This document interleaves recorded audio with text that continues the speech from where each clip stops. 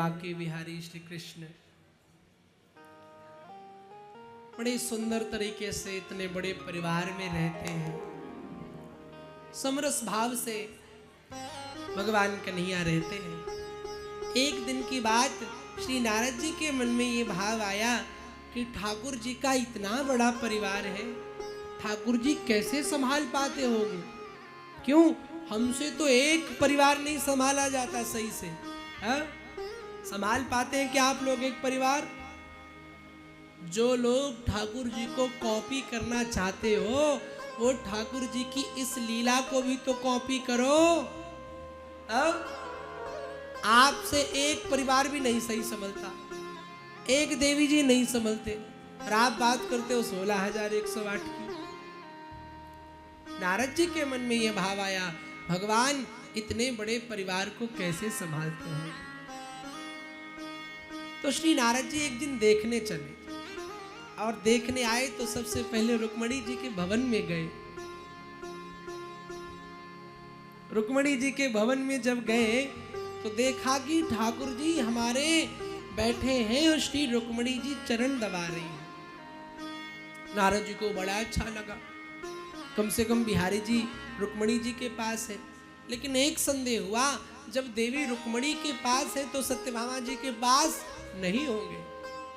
तो तुरंत श्री नारद जी महाराज सत्यभामा जी के पास पहुंचे, और जब सत्यभामा जी के पास पहुंचे तो देखा कि वहां पर भी कन्हैया बैठे हैं और सत्यभामा जी जल पिला रही है।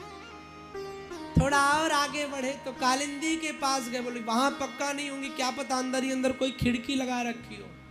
भगवान वहां पर भी विराजमान है। अब नारद जी को लगा भगवान ने कोई लिफ्ट की व्यवस्था कर रखी है।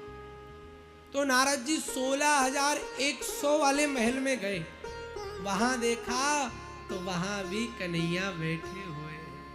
ओहो, नारद जी की बुद्धि भ्रमित हो गई। लाला, तेरो पार या दुनिया में कोई ना पा पावे, तेरी महिमा बड़ी अनंत है, बड़ी अनंत है। जिधर देखता हूं मैं घन श्याम को, जिधर ढूंढता हूं, हाँ, और जिधर देखता हूं उधर देखता हूं। जहां भी देखूं श्याम तुम ही नजर आते हो।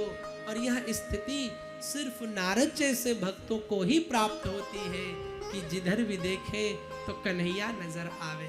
हम सबको नहीं मिल पाती है। हम सब भी नारद जी जैसा जीवन, नारद जी जैसी भक्ति अपनी बनाए तो हम सबको भी ठाकुर जी यहाँ वहाँ सर्वत्र व्याप्त दिखाई देगा। क्योंकि भगवान है ही सब जगह, हरि व्यापक सर्वत्र समाना, प्रेम ते प्रगट होई मैं जाना। भगवान कण कण में है, लेकिन दिखाई क्यों नहीं देता? एक बार बादशाह अकबर ने बीरबल से पूछा कि अकबर ये बताओ तुम्हारा भगवान कहाँ रहता है और मिलेगा कैसे और करता क्या है? रहता कहाँ है और मिलेगा कैसे और करता क्या है? बीरबल ने कहा सरकार उसके लिए दूध मंगाना पड़ेगा। कहा ठीक है।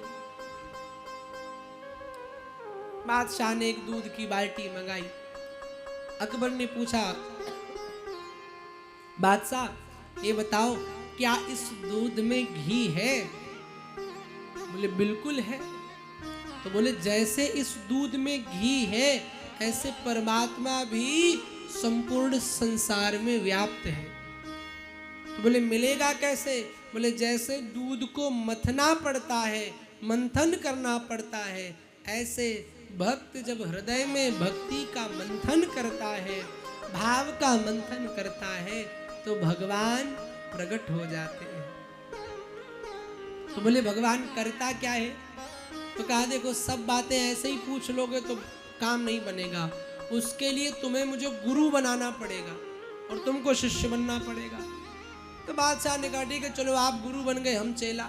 बोले कैसे गुरु? आप ऊपर बैठे चेला बन के, गुरु नीचे बैठा है। थोड़ी देर के लिए मुझे ऊपर बिठाओ तब बताऊंगा। बादशाह ने कहा ठीक है। अब श्री अकबर जी को, बीरबल को अकबर ने क्या किया, ऊपर बिठा दिया सिंहासन पे। अब खुद बीरबल नीचे बैठ गया। अब पूछा, हाँ गुरुजी, हाँ बीरबल जी, ये बताओ तुम्हारा भगवान क्या करता है? बीरबल ने भी ठोक करके कह दिया, राजन यही तो करता है, कब राजा को रंक बना दे और कब रंक को राजा बना दे, यही तो करता है। आज तुम इतने बड़े बादशाह होकर के भी नीचे बैठे हो, मैं ऊपर बैठा हूँ, यही तो उसका कार्य है। कब किसको क्या बना दे कुछ पता नहीं है, बस लगे रहो उसकी आस में, उसके विश्वास में लगे रहो।